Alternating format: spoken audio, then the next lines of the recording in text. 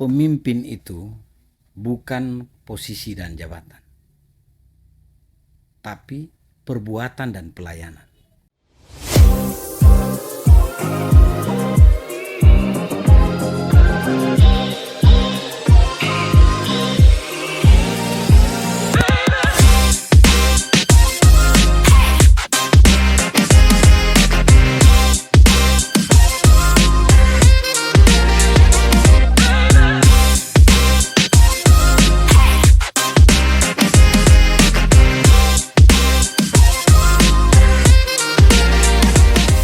Selamat datang di CI Podcast, kembali bersama saya Victor Misa, dan hari ini saya akan berbicara bersama dengan narasumber yang sudah cukup lama kita tidak berjumpa, dan hari ini kita berjumpa kembali dalam podcast kita edisi kali ini. Selamat pagi, selamat datang kembali Bapak Simon Petrus Kamlasi, Pak Selamat SPK. pagi, saudaraku. Gimana kabar Ya, Pak? saya sehat walafiat. Sehat? Bisa lihat lah. Iya, memang tambah lebih ganteng. Saya sekarang tambah ya segar lah. Tambah segar ya. Karena ya mungkin pikiran sudah berkurang. Masa-masa itu sudah Iya, terlewati. iya. Sekarang kita fresh, jadi memang Pak kelihatan lebih fresh. Oke. Mudah-mudahan begitu ya. Ini ketemu dengan saudara-saudara sekalian. Iya. Gimana keluarga sehat, ibu, anak-anak? Ya, keluarga sehat. Sehat, ya. Anak-anak saya lagi fokus untuk pendidikannya masing-masing. Ada yang sudah kerja. Oke. Ya begitulah. Luar Rutinitas biasa. keluarga. Luar biasa. Saya juga sudah pensiun, jadi saya banyak waktu Ya. untuk urus rumah. Oke, Saya tapi urus hobi. ya, tapi kalau kita lihat di media ini kayaknya Pak bukan hanya sekedar itu, ini banyak urusan sebenarnya Ya, ini.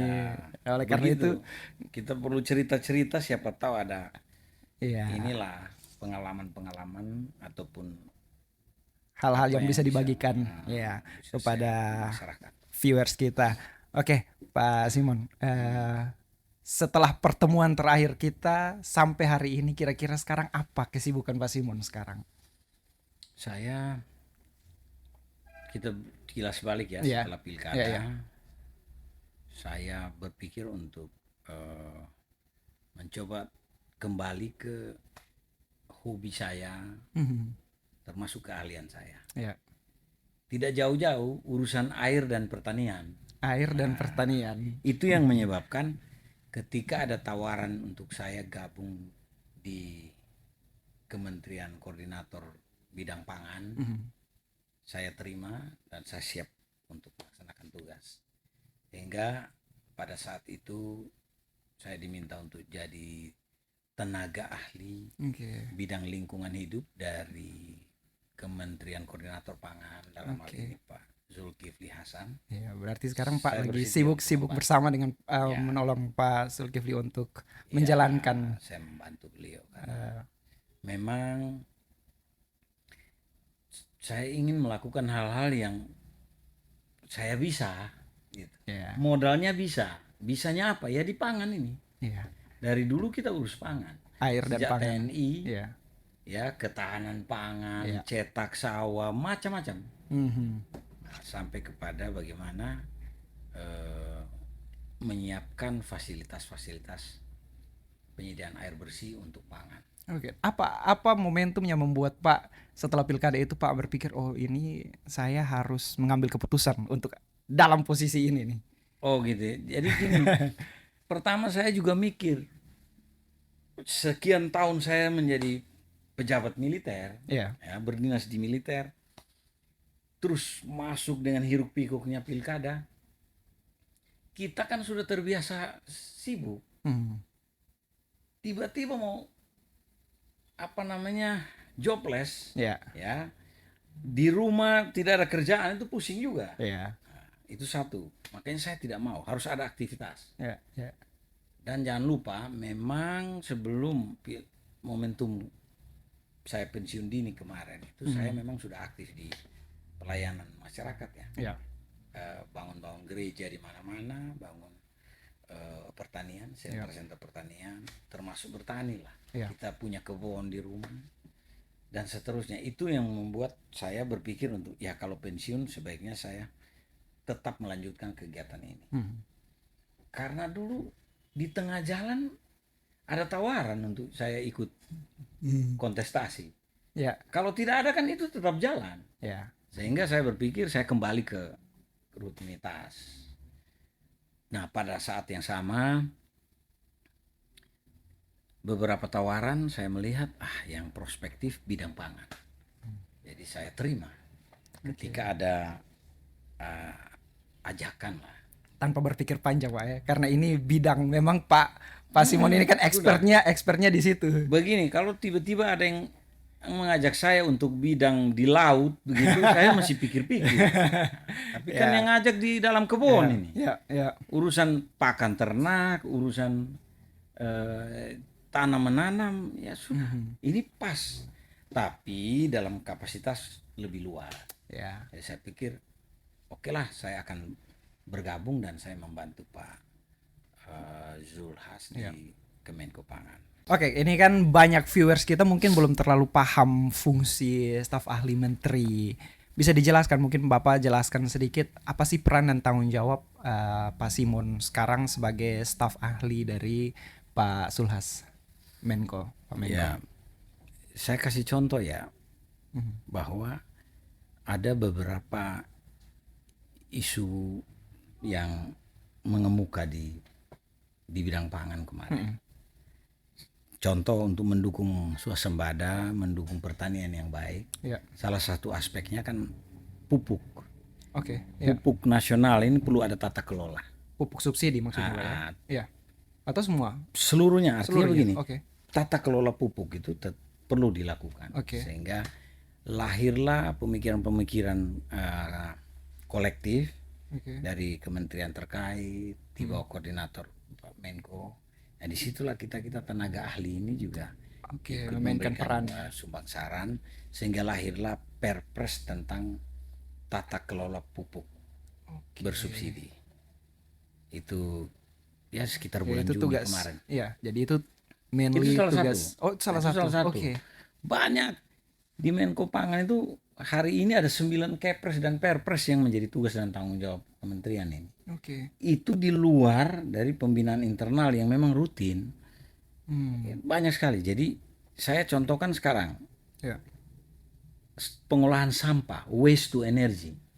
Itu sekarang ketua pimpinannya, artinya yang leadingnya itu adalah Menko Pangan. Ya.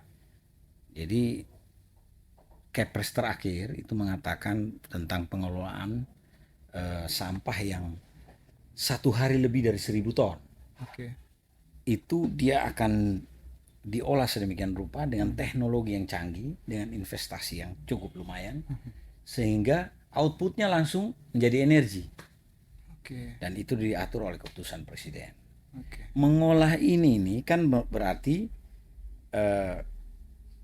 dalam aturan yang sekarang, Kepres yang sekarang itu memutus mata rantai birokrasi pengolahan sampah yang bertele-tele zaman dulu itu. Ya.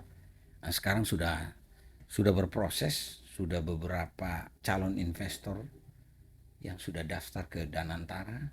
Oke. Dan sedang berproses, dan ini menjadi supervisi pantauan langsung dari Kemenko Pangan. Oke, berarti secara praktis apa yang menjadi tugasnya Pak Simon? Apakah dalam meneliti kebijakannya atau koordinasi antar lembaga investor atau mendampingi Pak Menteri dalam mengambil keputusan? Yang kami lebih banyak mendampingi dan memberi masukan tersendiri yang informal maupun formal ya, karena begini, beliau punya tenaga ahli itu ada lebih dari 10 orang dengan bidang masing-masing. Contoh saya bidang lingkungan hidup. Nah, bicara sampah ini saya tentu harus tampil dong. Harus ada yang saya input. Langsung maupun tidak. Di situ ada deputi yang mengurus tentang ini. Nah, kita beri masukan. Contoh, biasanya dulu urus sampah itu retribusi daerah itu membuat pengusaha merasa di sini adalah retribusi, di pusat nanti bagaimana lagi ngurusnya. Oleh karena itu harus ada suatu tata kelola yang memiliki daya apa namanya, daya tekan supaya tidak ada macam-macam, langsung sampai ke hasil. Oke. Dan bagaimana menggait itu, poin-poinnya harus detail kita atur, kita susun supaya begitu diputuskan Pak Presiden menjadi aturan, itu harus benar, jangan salah. Jadi regulasinya dibuat agar tidak ada mafia-mafia, agar tidak ada main Saya kiri tidak kanan bilang ya. mafia, tapi inefisiensi prosedural lah. Efisiensi Jadi prosedural. Ya. dia urus 10 tahun belum tentu jadi itu. Izinnya sampai bisa tuntas menghasilkan produk sampah olahan yang jadi energi misalkan. Ya, Dibeli oleh PLN atau dibeli oleh siapa. Itu belum tentu jadi dalam 10 tahun. Banyak yang sudah mutar-mutar belum beres sampai hari ini. Ya. Sehingga itulah yang kita atur ulang. Dan masih banyak hal. Ya. Nah, berbicara tadi Pak mengatakan kan ada banyak hal yang dikerjakan. Nah, kalau kita lihat di lapangan itu kan biasanya kan ada kebijakan yang dibuat di level nasional yang sementara Pak dan Pak Sulhas dan teman-teman kerjakan, tetapi juga ada tuntutan kebutuhan masyarakat di lapangan yang kadang-kadang sedikit bertentangan. Nah, bagaimana Pak sebagai staf ahli ini menyeimbangkan ini ketika diberikan pertimbangan untuk Pak Menko dan teman-teman di sana? Nah, kita ini kan tim ahli tidak hanya satu orang kan, ada beberapa. Ya. Kalau saya kan orang lain terbang ke langit, saya injak tanah. Ngerti maksudnya? Ya. Jadi ada beberapa yang teman saya profesor semua.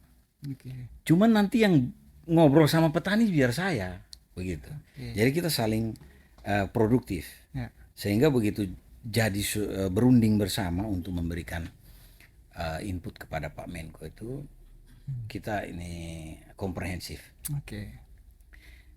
Sehingga bisa menjawab yang real di lapangan.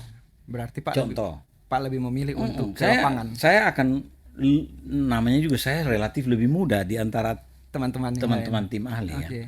Jadi saya bilang, Pak, biar saya yang cek. Nah, kenapa?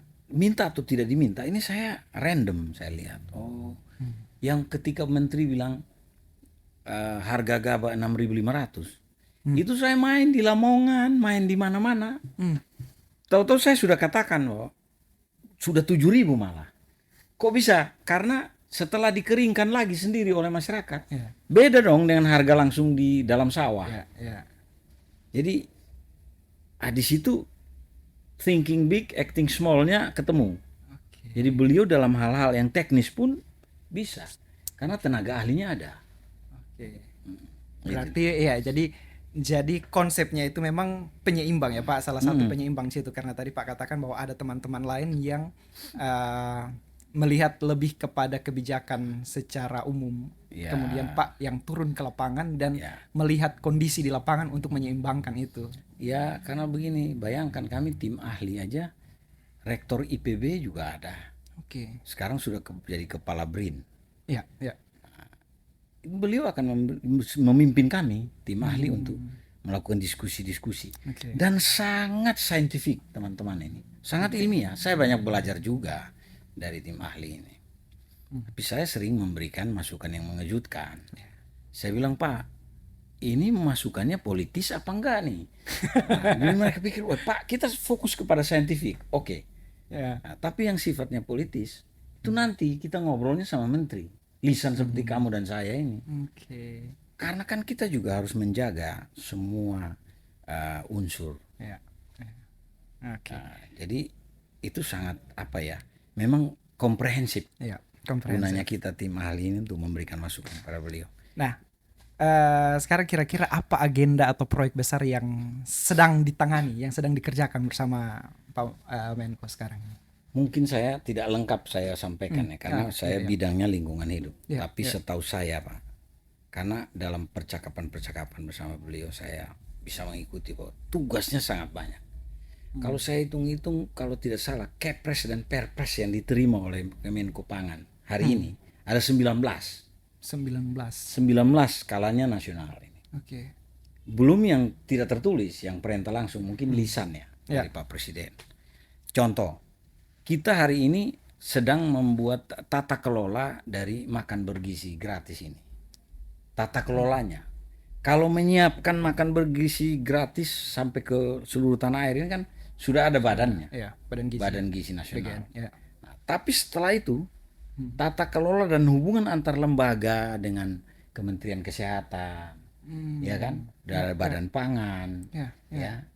Karena jangan lupa nanti rantai distribusi, rantai pastok, rantai logistiknya ini harus simultan. Begitu sudah berjalan 2-3 tahun kan ini harus fix. Ya. Nah, harus ready. Makanya tata kelolanya akan diatur. Oke, dan itu diatur di Menko Pangan sebagai pimpinannya. Kemudian yang sifatnya harian dalam urus MBG ini kan harus ada koordinasi. Itu juga ada Kepresnya. Dan itu juga diatur oleh Itu Menko juga Pangan juga. Menko Pangan. Kemudian ya jangan lupa kemarin ada pembentukan Koperasi Merah Putih. Ya. Kopdis Merah. Realisasinya butuh percepatan dan semacam ada langkah-langkah bagaimana prosedur untuk pembiayaannya, bagaimana menyiapkan gerai-gerai dari koperasi itu.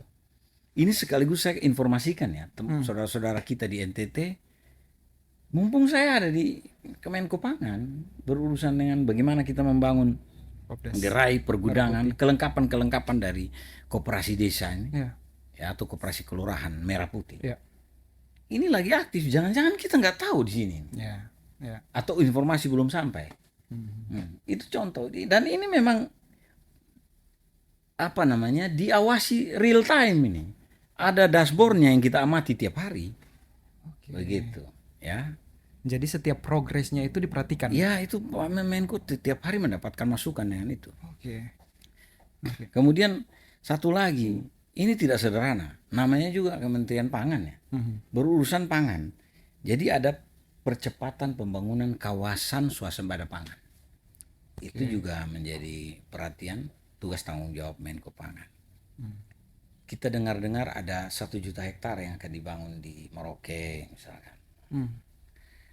Itu salah satu penugasan juga untuk Kemenko Pangan yang sudah kita rapatkan, karena itu ada unsur dari pusat, ada pemerintah daerah.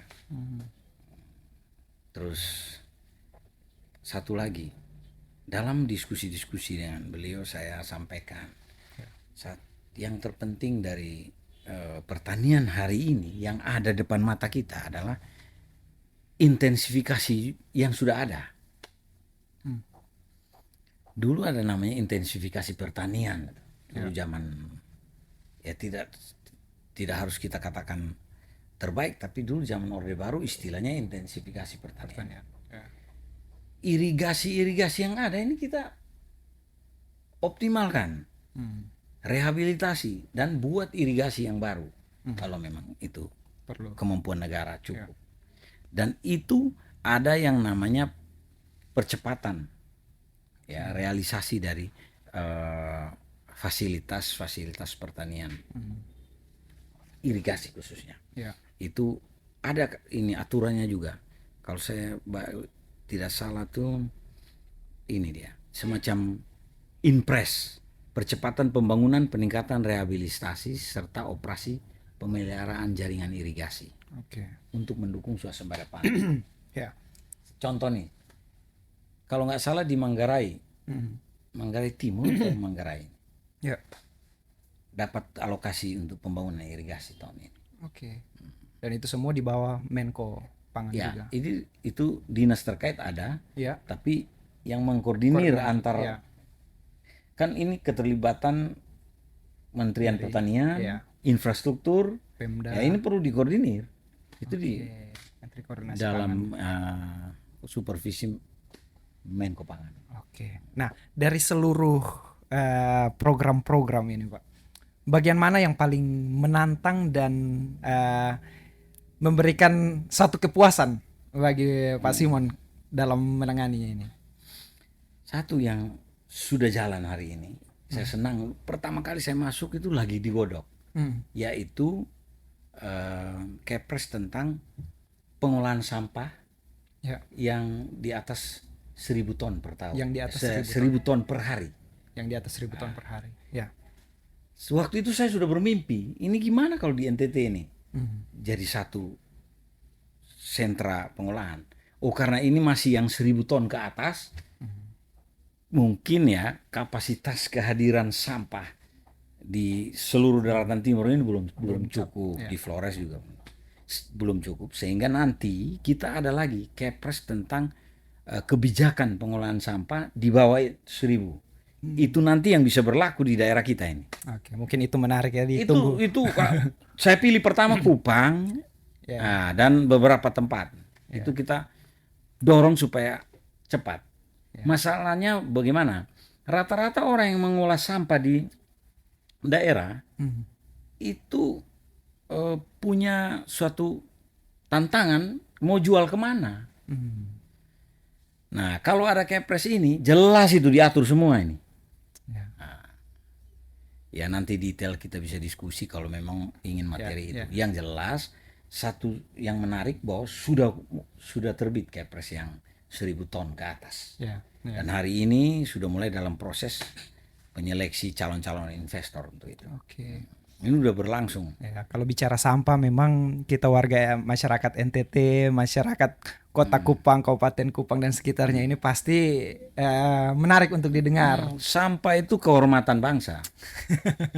Kalau kita tertib mengurusi sampah, terhormat kita. Dan orang akan datang ke Indonesia. Bersih sekali di sana. Hari ini kita ke Jepang. Bukan sampahnya yang nggak kelihatan. Tempat sampah pun kita nyari susah. Semua orang tidak membuang sampah sembarangan. Jadi kalau suatu kota cari tempat sampah aja susah tapi bersih, itu berarti sudah benar. Bukan tempat sampah di mana-mana, itu masih dalam middle proses itu. Ya, besar harapan kami ini kan ada seorang anak NTT yang sekarang lagi bekerja di Menko Menko Pangan ya. Jadi Pak, kami harapkan mungkin itu bisa direalisasi sampai ke sini nanti itu. Udah bermimpi-mimpi itu. Nanti kita koordinasi baik-baik dengan para bupati dan Pak Gubernur. Nah, khususnya untuk nanti kalau sudah terbit kepres yang tentang kebijakan pengolahan di bawah 1.000. Nah, itu luar biasa. Kemudian saya juga saya happy juga dengan kebijakan tentang irigasi. Nah, ini padat dan kalau mau dilihat ini padat sekali ya Pak pekerjaan di Menko Pangan ini dan juga yang sementara Pak kalau Pangan Pak ini. Menteri itu tidak atur-atur waktunya untuk istirahat bisa sakit itu. Beliau padat sekali. Sehingga kadang-kadang ya kita juga bilang Pak, semua tugas juga tidak bisa selesai hari ini. Tetap harus tunggu hari esok. Jadi jangan dibawa pikiran. Nah, untuk Pak sendiri gimana caranya menjaga fokus, stamina agar tetap berpikir jernih ini di tengah kepadatan pekerjaan? Memang harus berimbang. Saya tetap saya tetap laksanakan olahraga rutin. Terus hobi. Jadi kalau begitu ada waktu santai ya saya sudah pasti urus otomotif. Jadi saya camping jalan sambil perbaiki mobil yang kurang-kurang itu. Ya itu sebenarnya tantangan ringan tapi kita untuk hiburan sih. Kalau tidak bahaya kita, kecapean juga. Tapi saya kan tenaga ahli jadi saya bidangnya tidak menyeluruh. Sehingga jadi Pak lebih khusus tadi ke lingkungan hidup ya. Pertanian juga sih. Orang Kupang bilang sipit-sipit ambil di pertanian itu. Karena mau gimana lagi kan kita lihat juga beliau sangat sibuk untuk itu. Kita tenaga ahli tetap akumulatif, kita punya pendapat, kita beri masukan kepada beliau. Nah, apa dampak atau perubahan yang Pak Simon sendiri harapkan dari selama menjabat sebagai staf ahli ini? Pertama saya belajar bagaimana hubungan antar lembaga di pemerintahan. Tingkat pusat, para menteri itu seperti ini. Berarti bagaimana level di bawah mereka, staf-stafnya itu bisa berkoordinasi untuk bagian-bagian yang terkait. Bagaimana kita menyalurkan keinginan-keinginan antar lembaga ini. Begitu toh. Itu saya berharap saya banyak belajar di situ. Yang berikut saya dengan hadir di sana, saya ingin supaya ya kalau yang kenal saya bisa bisa juga menghubungi saya untuk kita diskusikan tentang hal-hal yang kira-kira ada kaitannya dengan Menko Pangan. dengan Kementerian Pangan, Kemenko Pangan ini, supaya bisa berdaya guna untuk masyarakat, khususnya untuk NTT. yang menelpon saya gitu. Itu loh. Jadi saya berharap saya masih bisa berbuat untuk NTT lewat posisi saya hari ini.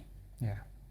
Ada tidak program-program yang memang berkenaan langsung dengan NTT selain tadi irigasi ya kalau tidak salah yang di Manggarai. Selain itu ada lagi yang ada.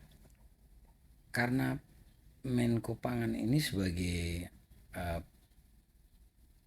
pemimpinnya atau beliau ditunjuk untuk percepatan realisasi tata kelola makan bergizi gratis ini. makan bergizi gratis ya. Oleh karena itu saya rasa ini jelas sangat berdampak untuk NTT. Pertama, kita coba intip saja kita di kampung itu. Satu hari makan satu kali itu syukurlah. Ya.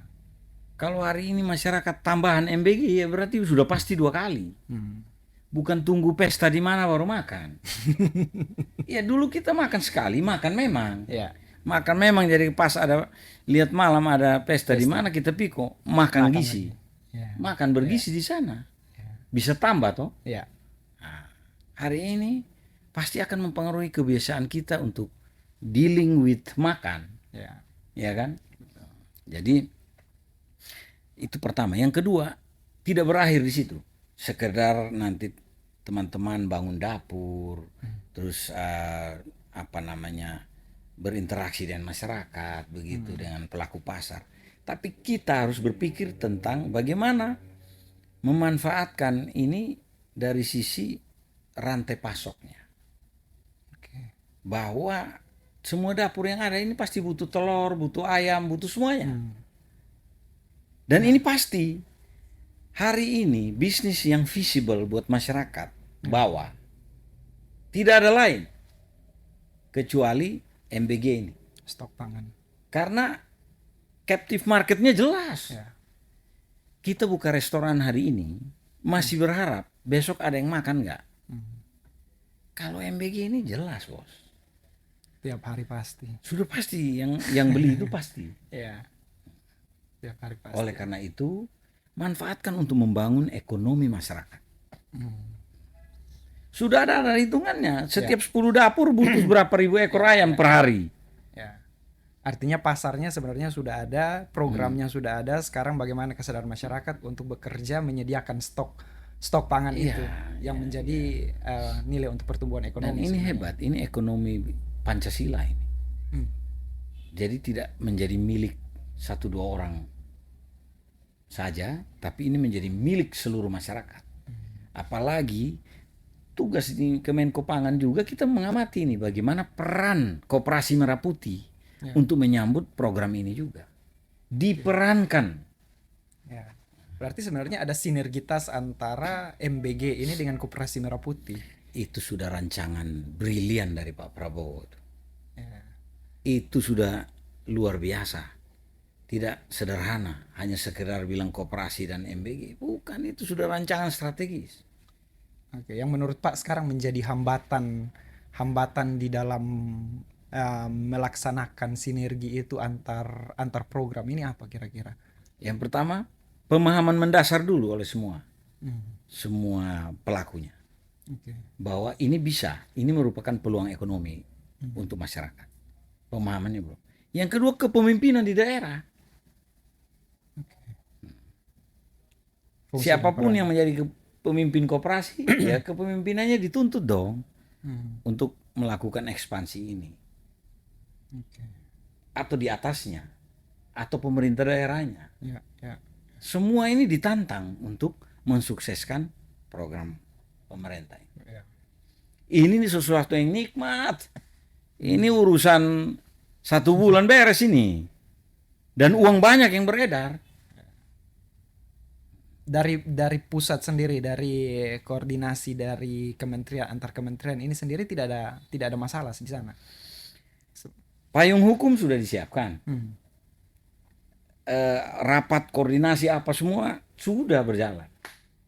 Sekarang ini tinggal kekuatan hati kita untuk merealisasi.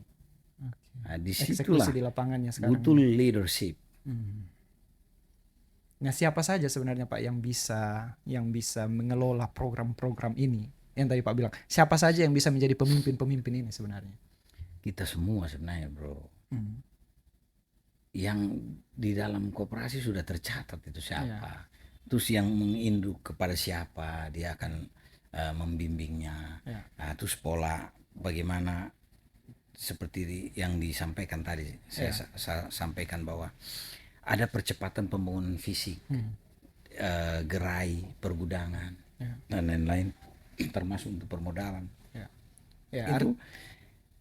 Itu ada job description bagian-bagian yang terkait di situ. Saya tidak bisa menyebut satu-satu nih. Karena nanti orang bilang saya koreksi pekerjaan orang. Ya, artinya ini terbuka untuk semua masyarakat. Masyarakat ini anggota koperasi kok. Nah itu tanggung jawab kepada anggota ini nanti. Sebenarnya loh, cuman memang kesadaran kita ini yang harus kita pupuk. Selain kesadaran, publikasi kepada masyarakat juga, kayak mungkin banyak masyarakat yang tidak menyadari, oh saya juga sebenarnya bisa berada dalam posisi itu. Untuk mensukseskan akan kebijakan ini, program-program ini. Iya, masyarakat masih urus makan mesti 3 kali, bos. Dia masih pikir sampai situ. Ya kita tahu sendiri. Memang ini sesuatu yang butuh inisiatif. Inisiatif dari siapa-siapa yang bertanggung jawab di situ. Kepedulian juga bahwa koperasi ini ada, ini benang merahnya apa ya. Segera jabarkan dan semua sudah jelas itu. Inilah saya bilang, kita ini kebiasaan kita ini, kita ada di lingkup wacana atau lingkup kerja ini. Dari dulu saya balik lagi waktu kampanye pilkada saya ngomong, kekuatan pemimpin itu ada di eksekusi. Ya, memang. Jadi ini kan sebenarnya masyarakat perlu pahami rantai kerjanya. Jadi apa tugas mereka sebagai masyarakat mempersiapkan stok pangan ini? Karena apa? Karena sebenarnya sudah ada Kopdes Merah Putih di situ yang siap menampung. Yang nanti Kopdes Merah Putihnya ini juga tidak akan terbengkalai karena MBG-nya sendiri juga sudah ada di situ. Jadi begini, ini kita omongan ini.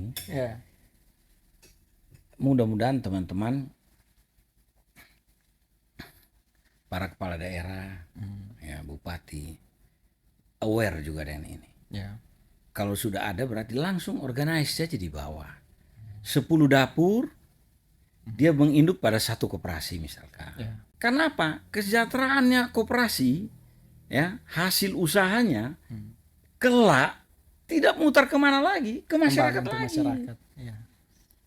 Jadi ini memang edukasi untuk masyarakat, di mana kita semua sebenarnya harus benar-benar menyambut program ini dengan kesadaran penuh dan pengetahuan. Karena kalau masyarakat MBG itu apa sih? Itu sudah proyek. Kopdes Merah Putih itu proyek.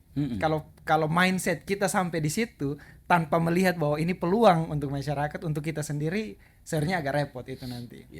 Edukasi tentang itu memang tidak menjadi tanggung jawab masyarakat, tapi menjadi tanggung jawab pemimpin. Sudahlah, tugas kita memang harus korbankan waktu kita, korbankan banyak hal, diantaranya membuat masyarakat paham tentang itu. Kasihan, cita-cita Pak Prabowo luar biasa.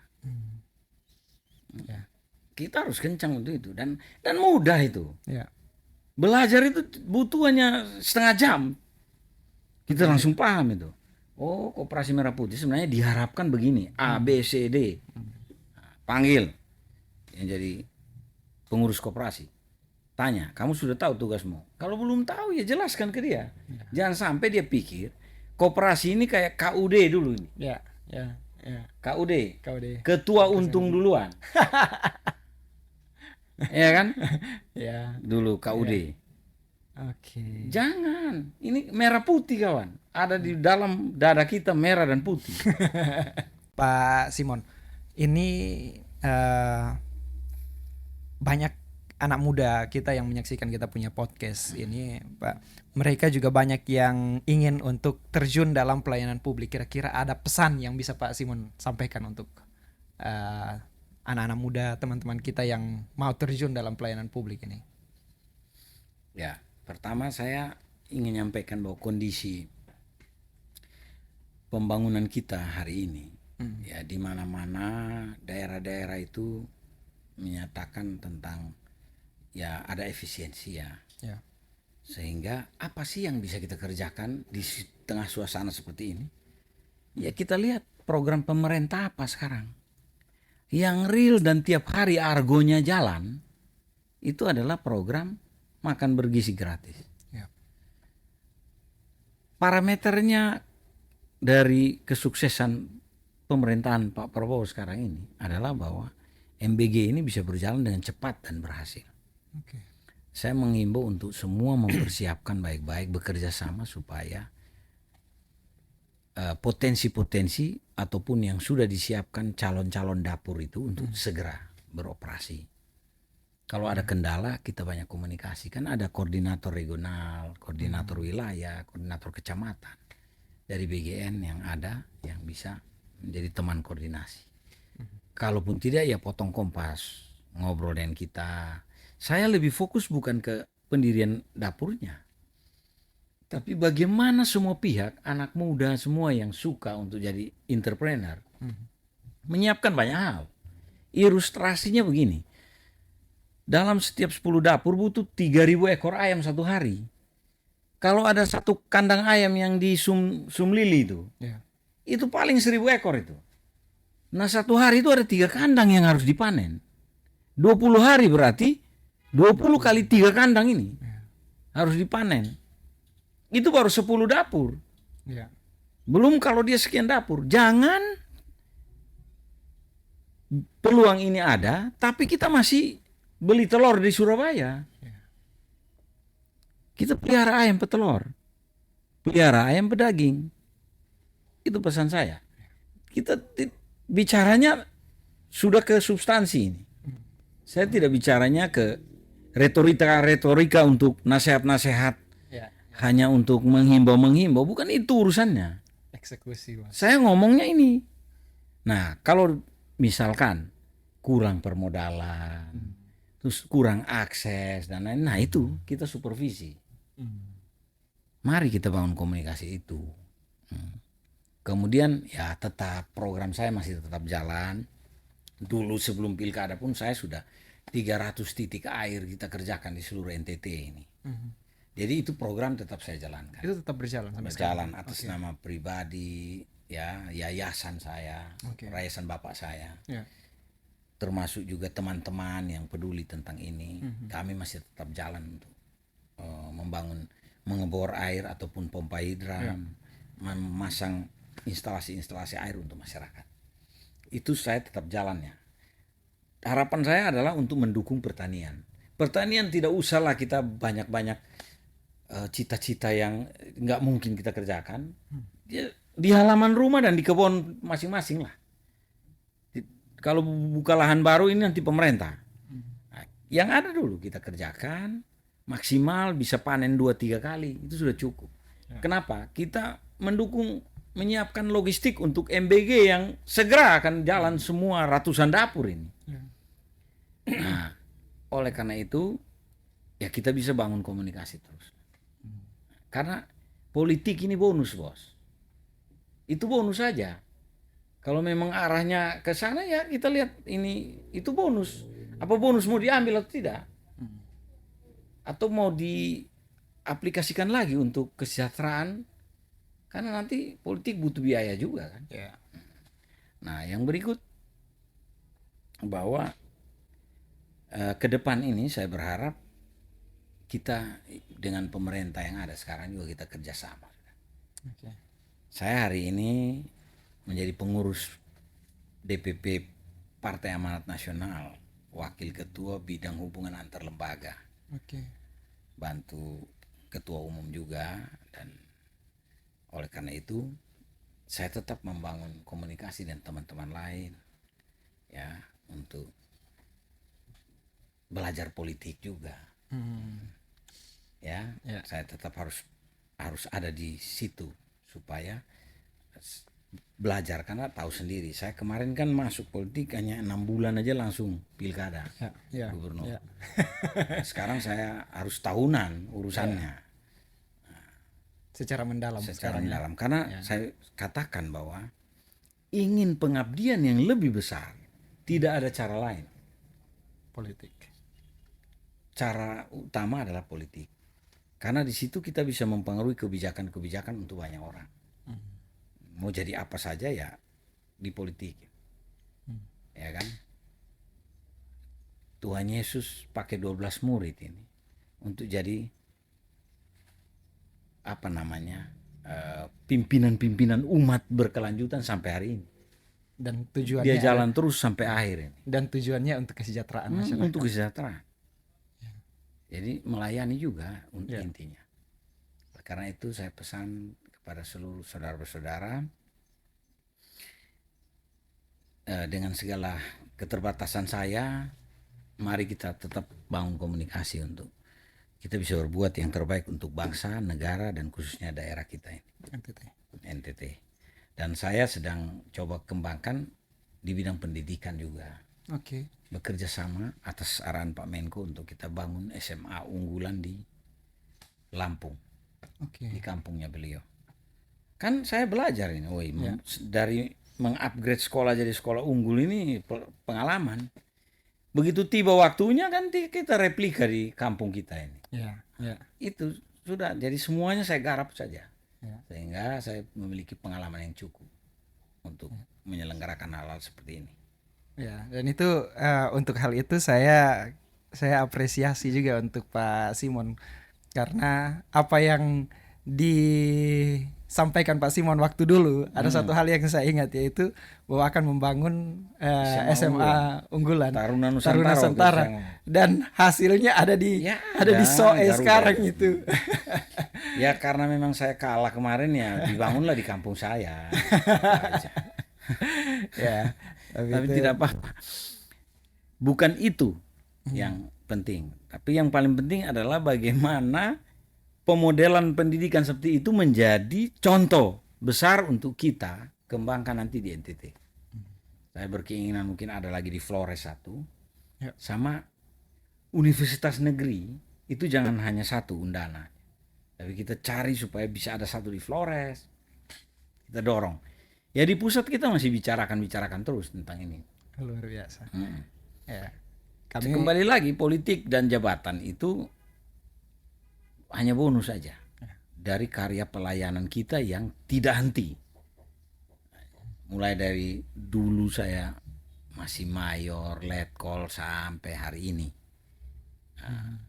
Tiba-tiba ada kontestasi, kita lakukan sebentar, balik lagi di track kita. Tugas pelayanan tetap berjalan. Dan satu lagi saya mencoba untuk melakukan hal yang saya bisa. Saya tidak muluk-muluk, yang saya tidak bisa juga saya mau omongkan. Jadi yang saya bisa aja. Kembali pada bagian expertnya di mana itu yang Pak gunakan untuk melayani masyarakat. Nah, jika boleh Pak, ini untuk menutup kita punya podcast hari ini, jika boleh merangkum Pak punya hidup dan panggilan hidup dalam satu kalimat, kira-kira apa yang ingin Pak sampaikan? Pemimpin itu bukan posisi dan jabatan, tapi perbuatan dan pelayanan. Luar biasa. Ini kita aplaus dulu untuk Pak Simon. Jadi itu hal yang luar biasa ya. Jadi bukan masalah pemimpin posisi itu dan jabatan. bukan masalah posisi dan jabatan. Jadi bukan ada di mana, tapi perbuatan dan pelayanan. Itu yang menjadi instrumen menilai sampai di mana keberhasilan itu ya. Jadi kita bukan melihatnya dari kapan kita memainkan perbuatan dan pelayanan ini, bukan. Tapi kapan mulai dan kapan berakhir. Artinya tidak berakhir.